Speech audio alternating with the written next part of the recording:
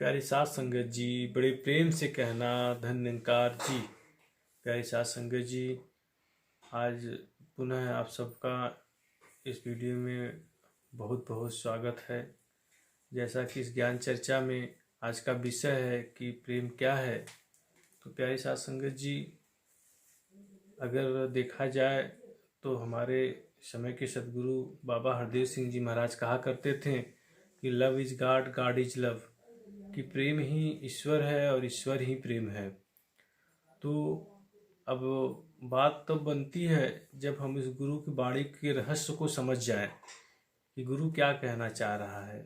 क्या गुरु ये कहना चाह रहा है कि हम संसार की तरह, जो संसार का रूपरेखा है, कि संसार में कोई आ रहा है तो उसके प्रति हमने तो दिखावा इतना दिखा कर देना कि उसको लगता है कि वाह, इसने तो पूरी ज़िंदगी में मेरा ऐसा सत्कार मैंने कहीं नहीं पाया, पर अंतःकरण में कहीं न कहीं वो भाव, वो विनम्रता, वो प्रेम नहीं। तो अगर ये सब परिस्थिति को, इस मन स्थिति को प्रेम कहें तो फिर वो प्रेम नहीं होता। जैसा कि बाबा जी कह रहे हैं कि love is God, God is love, कि प्रेम ईश्वर है और ईश्वर ही प्रेम है। तो जिस प्रकार से ईश्वर निर्लेप है, जिस प्रकार से ईश्वर में किसी प्रकार का विकार नहीं, ईश्वर में किसी प्रकार का स्वार्थ नहीं, ठीक यही अवस्था जब भगत की होने लगती है तब उसके अंदर प्रेम का जन्म होता है। जब ये स्वयं इसके अंदर अवतरित हो जाता है या उतर जाता है तो वो प्रेम की राह पे चल जाता है। तो प्रेम में कोई भाव नहीं हो, कोई कामना नहीं होती। प्रेम को निष्काम भाव की अवस्था का नाम है। प्रेम में किसी प्रकार की कामना नहीं होती, कामनाओं से परे होता है। जहाँ प्रेम होता है वहाँ प्रभु होता है। तो जब ये स्थिति बनती है तो सारा विश्व ही जो है एक प्रेम में नजर आता है। वो एक बार अवनीश सेतिया जी, जो हमारे निकारी मिशन के महात्मा थे, तो एक समागम में उन्होंने अपना एक उदाहरण दिया कि उन्होंने अपने विषय में बताया कि दास जब पहली पहली बार मुंबई में आया तो दास के साथ उनका एक फ्रेंड था महात्मा जी का। तो दोनों लोग थे। तो वो उन्हें सेतिया जी का जो मित्र थे, वो अक्सर जब कोई ऑटो रिक्शा वाला जाता था तो वो एक बात को कहते थे कि ये बड़ा विचित्र है, ये सही नहीं है। वो जैसे ही रिक्शे वाले को देखते थे तो उनकी मन स्थिति गड़बड़ हो जाती थी। तो वो जो है, महात्मा जी ने कहा कि अरे आप ऐसा ना कहा करो, सब में ईश्वर है, ऐसा कह के वो उनको समझाएं। तो देखा गया कि कुछ समय बाद उनके विचारों में, उनके सोच में परिवर्तन हुआ और अब वो व्यक्ति जो एक रिक्शे वाले को देखकर उनके मनों के भाव बिगड़ जाते थे, अब उनके मनों के भाव अब नहीं बिगड़ते थे। कभी कहते थे कि भाई हमको फला जगह जाना है, अगर रिक्शा वाला नहीं कहता था तो वो उसके ऊपर कोई कमेंट नहीं करते थे। तो महात्मा ने कहा कि कहीं मेरे मन में किसी कोने में भाव आया कि मैंने कहा तो शायद इनके जीवन में परिवर्तन हो गया। कहे कि गुरु ने कृपा किया, एक दिन ऐसा संयोग बना कि दास भी कहीं से आ रहा था और सुबह के मॉर्निंग के 3 बज रहे थे।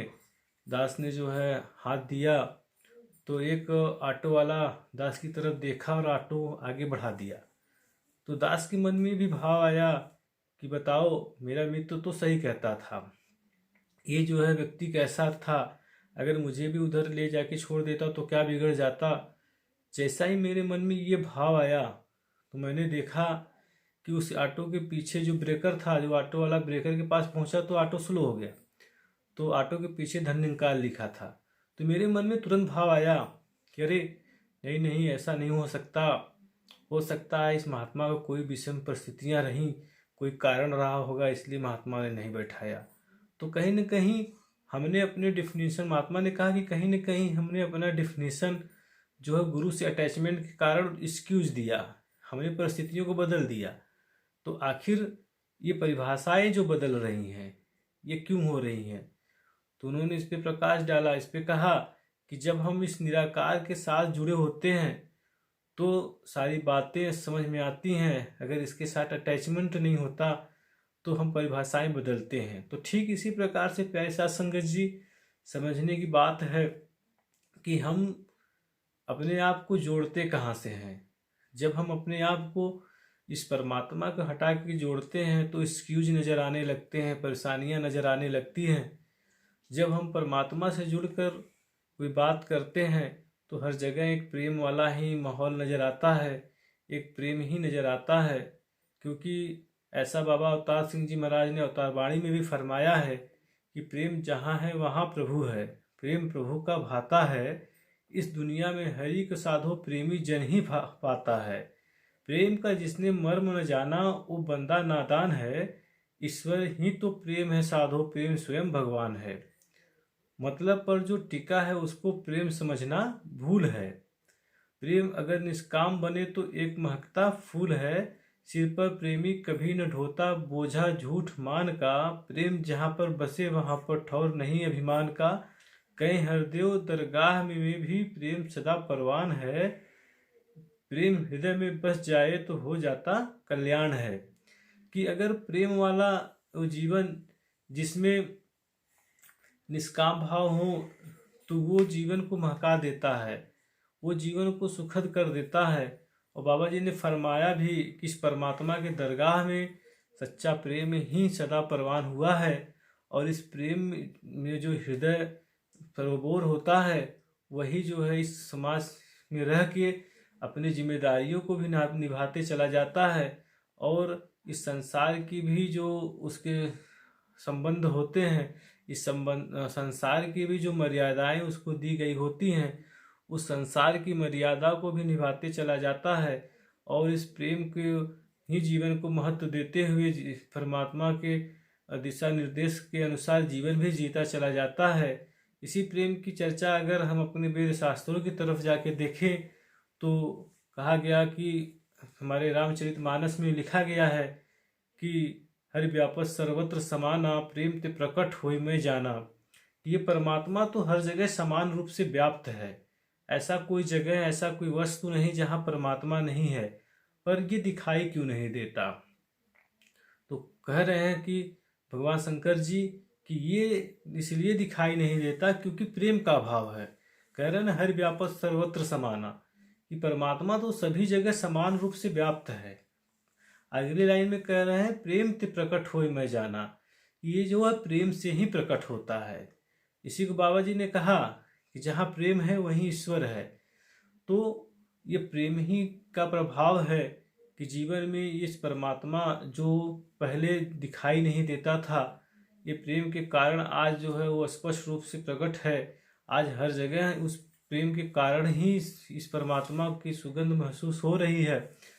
क्योंकि पैसा संगत जी, हम जुड़ते जब जगह जगह से हैं तो हमारे अंदर बिखराव पैदा होता है। किसी भी चीज़ से जुड़ाव बनेगा तो अगर हम आकार से जुड़ते हैं तो उसके साथ साथ हमारे मनों में भी उसका प्रभाव अलग अलग दिखाई देता है। तो प्रश्न उठता है कि हम कहाँ से जुड़ जाएं?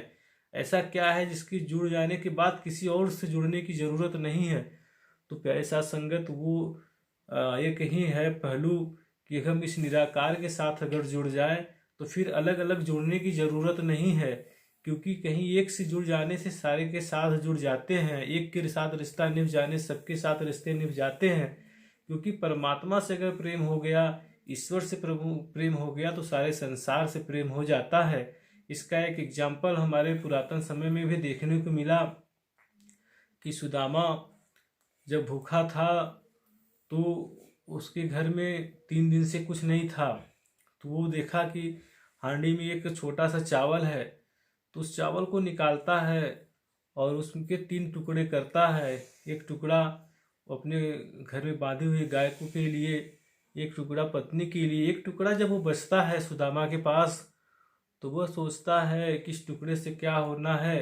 वो टुकड़ा ही उसका सर्वोच्च था, सब कुछ था उसका।